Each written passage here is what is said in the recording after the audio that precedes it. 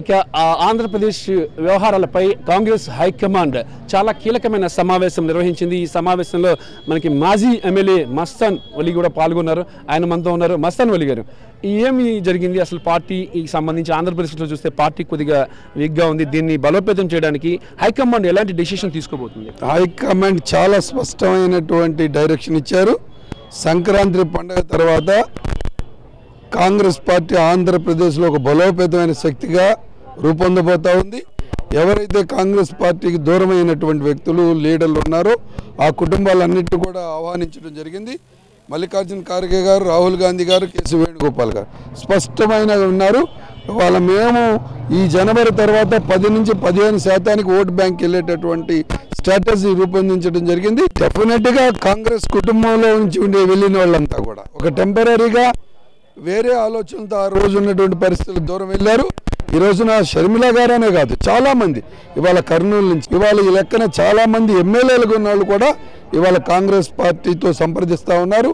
కర్ణాటక, తెలంగాణలో కాంగ్రెస్ పార్టీ గెలిచిన తర్వాత ఇవాళ తప్పకుండా వాళ్ళు కాంగ్రెస్ని మనం బతికించుకోవాలి.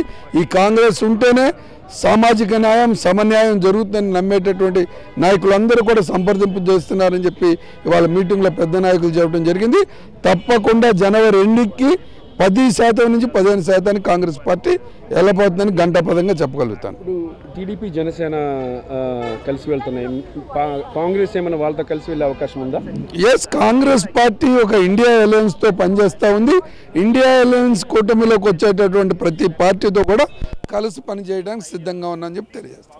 అయితే ఫ్యూచర్లో సుమారుగా ఎన్ని సీట్లలో కాంగ్రెస్ పార్టీ గెలిచే అవకాశం ఉంది? ఇవాళ మేము ఇప్పటికిప్పుడు సీట్లు అనేటటువంటిది లేదు. కాంగ్రెస్ అన్ని స్థానాలకు పోటీ చేయాలనేటటువంటి ఆలోచనలో ఉన్నాం. కాకపోతే ఇండియా కూటమిలో చేరేటటువంటి దానికి అనేక రాజకీయ పార్టీలు ఇవాళ ఉత్సాహం చూస్తూ ఉన్నారు.